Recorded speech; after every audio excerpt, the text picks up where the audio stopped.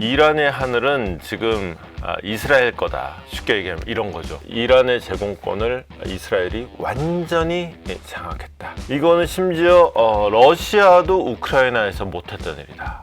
선구 정지부장의 투시경. 이스라엘이 이란의 국영 방송사의 공습을 때렸습니다. 이게 지금 생방송 중이거든요. 제가 이거 영상으로 캡처를 하려고 그랬는데 그냥 사진입니다. 이 다음 장면에 어떻게 되느냐면은 이 화면이 우두두두두 흔들립니다. 그리고 이 여자 앵커가 요 직전 상황에서는 뒤에 칼라였거든요. 빨간색 계통의 배경이 있었는데 조명이 나간 거예요. 그러고는 여자 화들짝 놀래가지고는 방송하다 말고 뛰쳐나갑니다. 그러고는 지붕에서 뭐가 우두두두두 떨어져요. 천정에서. 그러니까 생방송 중에 이제 공습당하는 모습이 고스란히 나오는 이런 장면이 되는 거죠. 그 정도로 지금 완전히 테헤란이 다 뚫렸다. 거의 테헤란의 방공망이 이란의 방공망이 전혀 작동을 못하고 있다라는 얘기가 되겠습니다. 이거는 좀 이따가 다시 한번 좀 보도록 할게요. 이게 이란의 주요 핵시설들이 있는 데거든요. 근데 여기는 하얗게 된 부분, 여기는 때렸는지 안 때렸는지 확실하지 않고 여기는 확실하게 안 때렸다. 여긴 참고로 원자력 발전소입니다. 원자력 발전소를 때리면 이거 사안이 진짜 크죠. 그 다음에 여기하고 여기가 제일 이제 핵심이 되는 지역이에요. 여긴 확실히 때렸는데 때린 건 때린 건데 이게 이 핵시설이라고 하는 게 여러 층위가 있죠. 그 여러 층위 중에서도 진짜로 중요한 층위는 안 때린 부분도 있고 해서 그 얘기도 좀 이따 한번 해볼게요. 지금 이란이 굉장히 약한 모습 보이고 있습니다. 이란이 좀 긴장 완화 그리고 적대 행위를 좀 그만하겠다 이스라엘하고 이 협상의 의지를 보이고 있다는 거죠. 그러면서 좀 뭔가 좀 중재자가 누군지는 얘기를 안 했는데 지금까지 그 미국과 이란의 중재자 역할을 했던 거는 오만이에요. 오만이 아닐까 싶긴 합니다만 어쨌거나 원래 이번 싸움이 나기 전에 15일에 6차 협상이 예정이 돼 있었죠. 근데 15일에 협상 안 하면은 미군 기지를 때린다 뭐 어쩐다 막 그러고 있었는데 웬걸 15일 딱 되기 전에 오히려 두드려 맞았죠. 그러니까 완전히 혀를 찔린 이런 상황이 된 거죠. 그러니까 이스라엘이 딱 이렇게 했을 때 미국이 용인할 수 있는 한계치가 어딘지 정확히 보고 있다가 만반의 준비를 하고 있다가 딱 타이밍 잡아가지고는 정확하게 그냥 목젖을 한 대 팍 갈긴 이런 모양새가 되는 거죠. 어쨌거나 지금 이란은 이렇게 약할 수밖에 없는 이유가 있어요. 제공권을 이란의 하늘은 지금 이스라엘 거다. 쉽게 얘기하면 이런 거죠. 이란의 제공권을 이스라엘이 완전히 장악했다. 이거는 심지어 러시아도 우크라이나에서 못했던 일이다. 이 기사가 굉장히 흥미롭습니다. 이게 공습을 시작하고 불과 48시간 안에 이스라엘이 이란의 제공권을 완전히 장악했는데 자 돌이켜보면은 러시아는 어땠느냐. 러시아가 처음에 이제 우크라이나가 이렇게 있으면은 지금 이제 주전선은 요 동남방 쪽으로 형성이 돼 있죠. 근데 키이우는 요쪽에 있단 말이죠. 그래가지고 이제 벨라루시 쪽에서도 키이우로 직접 공격을 해 들어갔고 그 다음에 이제 러시아계 주민들이 많이 사는 이쪽으로도 공격해 들어갔고 했는데 문제는 제공권 장악에 실패한 거예요. 그러면서 우크라이나의 역습에 들어가면서 여기 하르키우를 이제 탈환하면서 여기 이제 전선이 교착된 국면 그리고 이쪽 전선은 사실상 없어진 이런 상황이 만들어졌단 말이죠. 이 이유는 뭐였냐? 제공권을 장악을 못하고 우크라이나의 그 이제 지대공 미사일 기지들이 고스란히 살아남으면서 러시아가 초기 작전에 실패한 거죠. 그러다 보니까 그냥 사람 머릿수만 사상자만 계속 늘리는 이런 좀 굉장히 좀 멍청한 전쟁 양상으로 치닫고 있는데 이스라엘은 전혀 그렇지 않다. 딱 시작하자마자 이틀 안에 완전히 무인지경이다. 이스라엘의 전투기를 막을 자 아무도 없다. 이렇게 된 거예요. 이렇게 되면 어떤 일이 생기느냐면은 처음에 들어갈 때는 F-35 이게 이제 말하자면 그야말로 최첨단이죠. 최첨단 전투기를 일단 투입을 합니다. 그래가지고 이거는 핵심은 뭐냐? 스텔스죠. 레이더에 안 잡히는 요걸 잡고 들어갔고는 샥 들어갔고는 뭐 레이더 기지라든지 지대공 미사일 기지라든지 방공망을 다 때려 부시는 거예요. 물론 얘 혼자 하는 거 아니고 미리 이제 침투조를 다 만들어 놓고 아예 그냥 부품을 들여가서 이란 땅 안에서 드론을 딱 조립을 해가지고 요 드론 날려서 여기야 좌표 정확하게 불러주고 얘가 직접 타격도 하고 아니면은 얘가 불러주는 좌표로 F-35 전투기가 정확하게 때리기도 하고 그리고 요 드론은 또 한쪽으로는 이제 이 좌표 불러주는 것만 아니라 요인 암살이라 그럴까요? 저격이라 그럴까요? 이 요인들은 15일이라는 날짜만 믿고 이 15일 이후에 우리가 전쟁을 일으키냐 마냐, 전쟁의 키를 자기들이 쥐고 있다고 착각했던 거예요. 웬걸 근데 15일 이 협상 시작하기도 전에 지들이 먼저 자다가 말고, 집에서 자다가 말고, 이 사실은 전쟁이 임박한 상황이면은 이런 이 정도 요인, 암살 대상 정도 되면은 벙커로 들어가서 안전가옥에 숨어 있었어야 되는데 이것도 아니에요. 완전히 그냥 아무 생각 없었던 거예요. 집에서 잠자다가 폭살 이러고 났더니 기지는 기지대로 털렸어. 거기다가 지도부는 지도부 부대로 다 죽었어. 대응이 안 되는 거예요. 이러고 나면 그 다음에 있는 건 뭐냐, 방공망이 없어지면은 그 다음부터는 비교적 지대공 미사일에 취약한 그리고 레이더에 잘 걸리는 나름 일종의 구형 비행기들이죠. F-15, F-16 이런 것들로 들어가가지고, 이러면 차이가 뭐냐, 일단 F-35하고 F-15하고 비교해봐도 얘가 말도 못하게 비싸요. 플러스 이게 전투기는 조종사가 있잖아요. 조종사가 타고 들어가다가 죽으면 조종사도 죽고 전투기도 날리잖아요. 그러다 보니까 이게 제공권이 확보가 안 돼 있는 상태에서는 미사일을 쏜단 말이죠. 근데 미사일을 쏘면 사실은 아무래도 정확도가 떨어져요. 근데 전투기를 타고 들어가가지고 타겟을 정확하게 딱 때리면은 정확도가 올라가요. 거기다 플러스 F-15, F-16 들고 들어가서 쏘면은 어떤 일이 생기느냐, 얘들이 쓰는 폭탄 자체가 쉽게 얘기해서 싸구려예요. 싸구려는 아닌데 상대적으로 더 저렴한 폭탄을 써요. 물론 저렴한 폭탄을 쓴다고 해서 사람이 안 죽는 거 아니죠. 살상력은 그대로 유지하면서 무인지경에서 얘들이 마음대로 설치고 다닐 수가 있다. 그러면서 타겟을 아주 정확하게 콕콕 찍어가면서 할 수 있게 됐다. 그냥 이게 안 돼 있으면은 멀찍이서 미사일로 펑펑 쏘던 거를 그냥 딱 머리 위 정수리 딱 보고는 딱 폭탄 떨어뜨릴 수 있는 이런 상태로 만들었다는 게 이제 제공권 장악의 제일 큰 이유죠. 만약에 러시아가 전쟁 초기에 이렇게 제공권을 장악했다 그러면은 지금 뭐 우크라이나라는 나라 자체가 없어지고 러시아의 우크라이나 주 정도 됐겠죠. 이렇게 될 수 있었던 건 이제 역시나 이제 정보력의 일단 상황이 있었겠죠. 이 상황에서 또 하나 중요한 건 뭐냐, 이란 같은 경우에는 그러니까 우리 이제 그만 좀 때려라, 많이 묻다 아니가, 이제 그만하자 라고 얘기를 하려고 그러는데 그만하자의 조건이 있어요. 미국이 개입하지 않는다면. 근데 미국은 지금 어떻게 하고 있느냐, 에어크래프트 캐리어, 쉽게 얘기해서 항공모함입니다. 니미츠호가 원래 베트남에 입항할 예정이었어요. 근데 베트남에 있어야 될 배가 지금 중동으로 가고 있어요. 지금 말레이시아 통과하고 있어요. 참고로 항공모함이 니미츠호에 전투기 한 60대가 실려 있습니다. 뿐만이 아닙니다. 리퓨얼링 에어크래프트, 공중급유기가 무려 31대나 지금 중동에 추가 파견됐어요.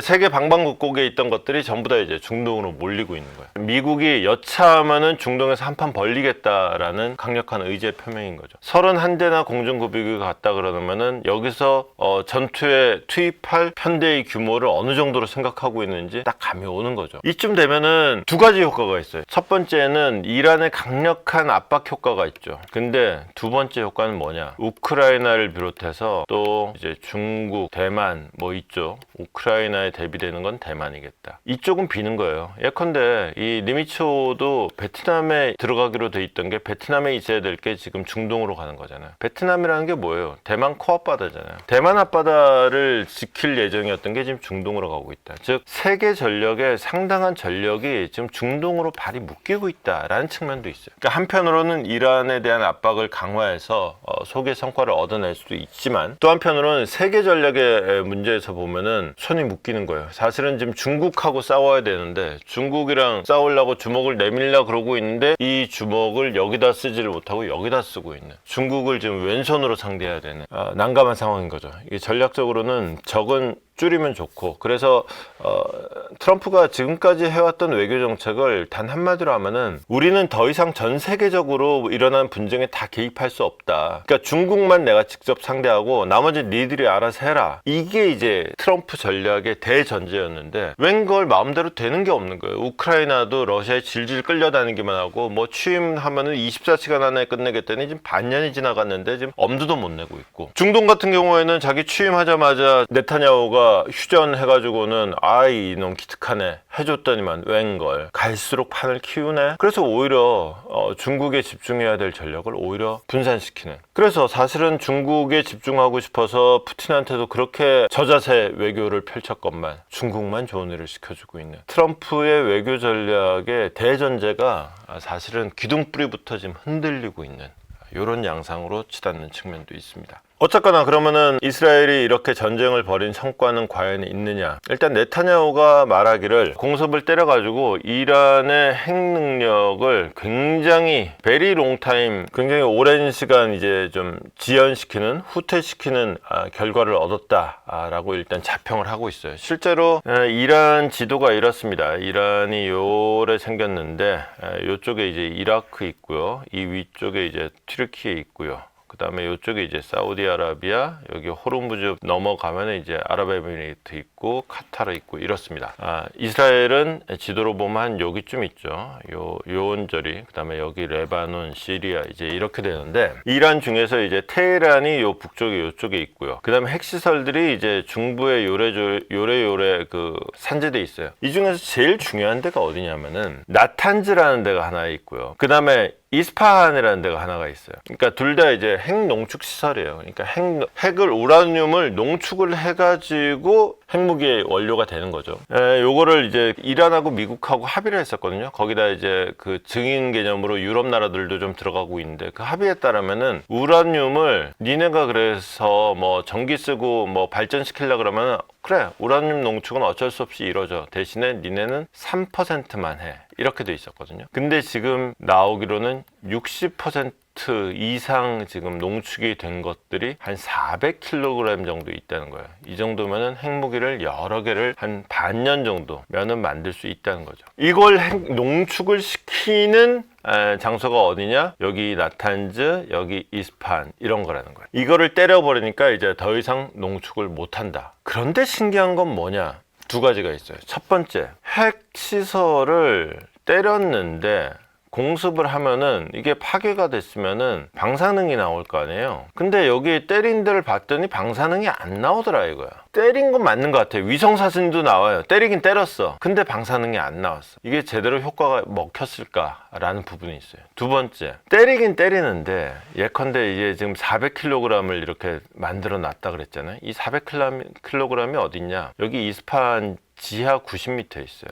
얘는 안 때렸더라. 이게 안 때린 건지 못 때린 건지 몰라요. 그러니까 지하 90m를 파고 들어가서 때리려 그러면은 벙커버스터도 어지간해 갖고는 이게 안 먹히는 거죠. 그래서 여기를 때리려면은 미국에서 좀 받아다 써야 된다. 그래서 미국이 이걸 안 준 건지, 그래서 못 때리는 건지, 아니면은 어차피 지하 90m 아니더라도 요 위에 때리면은 얘 못 꺼내 온다. 그래서 이거는 그냥 지하에다 묻어두는 거다. 그렇기 때문에 어차피 못 쓰니까 상관없다 라고 생각하는 건지는 확실하지 않아요. 어쨌거나 이 두 가지 정도가 이상하고, 그 다음에 또 하나 굉장히 그 얘기되는 게 이 포르도라는 곳이 있습니다. 테헤란에 더 가까운 건데, 여기가 사실은 진짜 핵심 시설이라고 의심되는데, 얘야말로 진짜 때렸는지 안 때렸는지조차도 불분명해요. 아까 좀 언클리어라고 분류돼 있었던 부분이 있죠. 여기가 굉장히 중요한 데인데 왜 여기를 이스라엘군이 안 때릴까라는 것도 하나가 있어요. 이런 몇몇 가지 지점들이 있지만 총체적으로 이스라엘 지금 어차피 제공권을 다 뺏긴 상태이기 때문에 이란이 뭘 막을 수는 없다. 그럼 이스라엘이 때리느냐 안 때리느냐의 문제인데, 의도적인 건지 아니면은 전술적 능력의 부족인 건지는 그건 아직 좀 모호하다. 여기까지 이제 상황을 정리하면 될 것 같아요. 어쨌거나 지금 이란의 상태는 권투 경기로 보면 그런 것 같아요. 본능적으로 가드를 올리고는 있어요. 가드를 내리진 않았어. 근데 가드도 이렇게 단단하게 하고 있는 가드가 아니라 사실상 풀려가지고 턱 다 내주고 있는 이런 가드 있죠. 그럼 그 위로 그냥 마구마구 이렇게 지금 쳐맞고 있는, 그러고 이제 보복 공격이랍시고 하고 있는데, 물론 사람이 죽어나가니까 아프죠. 아픈데 이런 거죠. 가드 다 내주고 그냥 쳐맞고 있으면서 주먹에 한 대씩 가는 거예요. 근데 별다른 데미지를 주지 못하는, 형식적으로 내뻗는 주먹 같은 느낌, 요게 지금 상황이고, 그러다 보니까 지금 이란 측에서는 지금 수건 던지기 일보 직전이에요. 그래서 누가 좀 싸움 좀 말려다오 라고 하고 있는 건데, 미국에서는 싸움을 말릴 생각이 별로 없는 거죠. 그러니까 기본적으로 미국도 1차에서 5차까지 지금 협상을 쭉 진행을 했는데 이게 잘 안 됐잖아요. 그리고 이게 기본적으로 너는 핵농축하지 마인데, 야 네가 네가 뭔데 나한테 이걸 해라 말아야. 내가 이거 누가 무기 만든대? 내가 연구개발할 자유도 없냐? 이러고 이제 싸우고 있던 참이죠. 그래서 15일에 6차를 하려 그랬었는데 이제 상황이 이 지경이 되면서 지금 이 15일 거는 지금 없어진 이 상황이었단 말이죠. 그러면은 트럼프 입장에서는 요놈 요거 버릇 한번 고쳐주려고 그랬었는데 잘 됐다.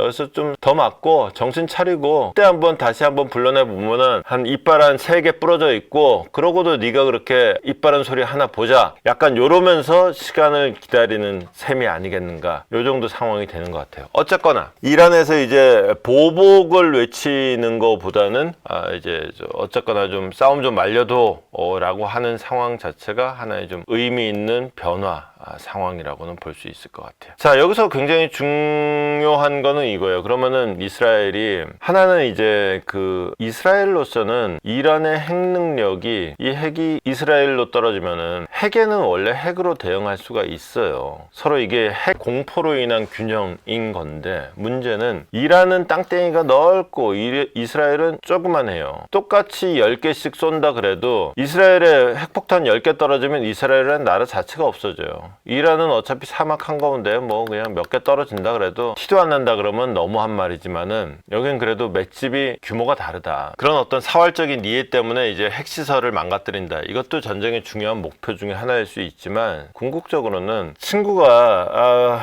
말 잘 듣고 착한 친구면 좋잖아요. 못된 친구가 있으니까 내가 언제 이놈 자식이 내 등에 칼 꽂은지 모른다. 그러고 이제 불안한 거니까 친구를 좀 착한 친구로 좀 바꿨으면 좋겠다. 그게 이제 이란의 레짐 체인지라는 거죠. 레짐 체인지를 모색한다라는 거를 네타냐후 총리가 이래저래 계속 강조를 하고 있어요. 근데 과연 이게 되겠느냐? 좀 따져볼 만한 대목이 있습니다. 첫 번째, 네타냐후는 이렇게 얘기를 합니다. 우리 몇 년 전에 까먹었지만은 이란은 신정국가잖아요. 종교국가잖아요. 율법이 세속법보다 우선돼요. 그래서 여기에는 도덕경찰이라는 게 있어요. 도덕경찰이 하는 게 뭐냐? 어디 여자가 길거리에 나다니는데 얼굴을 내밀고 일로와 그리고 길거리에서 개패듯 이래가지고 국내에서 시위했었고. 그러니까 이게 신정국가가 처음에는 옛날에 팔레비 국왕이 있고 그럴 때는 이건 뭐 이 사람은 근대화한답시고 나라를 다 팔아먹네 그래가지고 국민들이 이제 종교에 충실한 신정국가를 선택을 했는데, 신정국가 해보니까 당장에 굶어 죽게 생겼는데 자유도 없고 이것도 못해 먹겠다 불만이 많았고, 그래서 대규모 시위도 일어나고 난리가 났었단 말이에요. 그 분위기에서 보면은 네타냐후가 말하다시피 이란 정권 약하다. 내가 지금 레짐 체인지를 목표로 하는 게 아니라 하다 보면은 레짐 체인지가 너무 자연스러울 거다. 그러면서 이제 이란의 국민들이여 일어나라. 이란의 국민들이여 단결해서 봉기하라. 뭐 약간 이런 느낌인데, 정상적인 상황이라면 그럴 수 있어요. 그런데 현실적으로 대개의 경우 이제 한 배를 탄 두 사람이 있는데 A와 B가 있는데 사이가 되게 안 좋아요. 그래서 서로 간에 뭐 언제 기회만 봐서 뭐 혼내주든가 그래야겠다 그러고 있었는데 밖에서 해적이 나타났어. 그러면은 둘이서 손잡고 해적이랑 싸우겠지. 지금 이스라엘이 주장하는 바는 사실은 이스라엘이라는 외적이 등장함으로 인해서 이 불안한 내부 정세를 오히려 더 단단하게 결속시켜주는 결과가 될 수가 있다. 이게 하나가 있는 거고, 또 하나, 두 번째는 이란 군의 최고 수뇌부를 몰살시켜 버렸단 말이에요. 근데 지난 몇 년 동안 이란군을 꽉 잡고 있던 세력들이 사실은 아주 허약하기 이루 말할 수가 없다. 허약했고 무능하기 말할 수가 없어. 이게 이 허약하고 무능한 사람이 본의 아니게 없어지고 대신에 유능한 사람이 들어오면은 이게 더 골치 아플 수도 있다라는 상황도 하나 있는 거예요. 거기다가 하메네이라는 이제 그 종교 지도자이자 하메네이라는 종교 지도자가 최고 지도자이고, 여기에 이제 페제스키안이라는 대통령이 있죠. 근데 여기에 사실은 실권으로 휘두른 건 누구냐? 이 양반이 이제 나이 많고 이 양반 아들이 있어요. 이 양반 아들이 이게 성직자도 아닌 것이 종교의 이름으로 막 철권을 휘두르고 있거든. 그러면 오히려 이 하메네이는 오히려 어느 정도 좀 말 통하는 사람인데, 이 막 나가는 아들내미가 정권을 잡게 되면 이게 더 이스라엘의 안보에 치명적인 위험이 될 수 있다. 있다 이 얘기도 하는 거죠. 그러니까 차라리 요인 암살할 거면은 얘까지 같이 죽이든가 했으면 모르겠는데 여기를 살려두는 건 있다. 왜? 여기를 먼저 죽이고 나면 얘한테 넘어가는 게 너무 자연스러워지니까 이걸 막기 위해서 종교 지도자를, 이미 기사가 어제 나왔었죠. 이 하메네이를 사실은 동선 파악 다 하고 있었고 이란은 전혀 생각도 못 하고 있는 상황이었기 때문에 진짜 이걸 타겟으로 삼았으면 할 수 있는 상황이었다. 근데 타겟으로 삼지 않는 게 더 현명하겠다라는 판단을 내렸다는 거죠. 그것도 결국 마찬가지죠. 그러니까 리짐 체인지는 목적이 아니라 결과일 수 있다라는 게 네타냐후의 어떻게 보면 외교적인 수사가 아니라 진심일 수도 있는 거죠. 이후에 이제 그 못난 아들한테 이게 넘어가서 스스로 무너지는 이 시나리오도 기대하는 것 같은데, 문제는 페제스키안이라는 대통령이 나름 이미지도 좋고 그 다음에 능력도 있어요. 그러니까 칠 때 치고 빠질 때 빠지고 낄 때 끼고 빠질 때 빠지고 좀 요걸 할 줄 아는 사람이라서 현재로서는 이란 내부 정치 상황이 앞으로 좀 상황 전개에 굉장히 좀 변수가 되지 않을까 싶기도 합니다. 어쨌거나 이란이 좀 그만 싸우자라는 움직임을 보임으로 인해서 뉴욕 증시가 조금이지만 올랐습니다.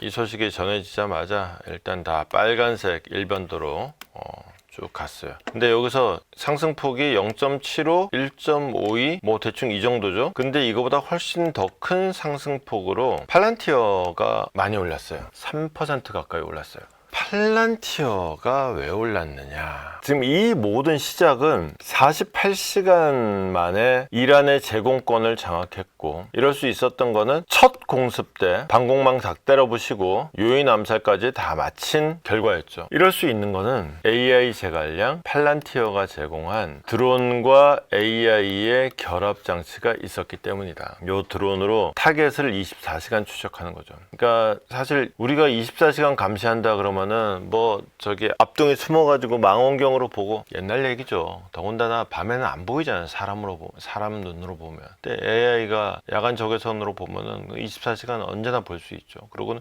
이동한다? 쫓아가면서 보는 거죠. 어차피 고고도에서 보면 그것도 상관이 없고 24시간 보면서 동선을 깨끗하게 파악하고 있다가 준비 시작 그러면은 팍 순식간에 타겟을 싹 다 제거해버리는, 이제 팔란티어가 제공한 국방 솔루션, 통합 솔루션이었던 거죠. 팔란티어가 지금 주목받고 있어요. 사실 이거는 정확하게 얘가 제공하는 게 뭔지는 몰라요. 이건 뭐 그야말로 기밀의 내용이긴 할 텐데, 어떤 정보국의 모사드의 능력도 중요하겠지만은 이게 사람의 능력만으로 되지 않고 이제 AI 능력까지도 결합돼 있다. 이게 이제 현대전의 모습이다. 요즘에 우크라이나 전쟁도 그랬고 이스라엘의 전쟁 상황을 보면 특히나 이제 정보전의 중요성, 그다음에 이제는 더 나아가서 AI와 드론의 결합까지. 우크라이나도 본토 깊숙이 들어가서 이제 드론 띄워가지고 공군기지 타격한 적이 있긴 했습니다만은, 그렇다고 해서 뭐 완전히 뭐 제공권을 장악하고 이런 건 아니잖아요. 이거는 더 정확하게 더 대대적으로 칠 수 있었던 이유, 이런 지원 세력이 있었다. 이게 이제 굉장히 흥미롭다는 거죠. 밝혀본다 두시경 너머의 진실, 복잡한 세상 단 하나의 눈, 기자의 시선이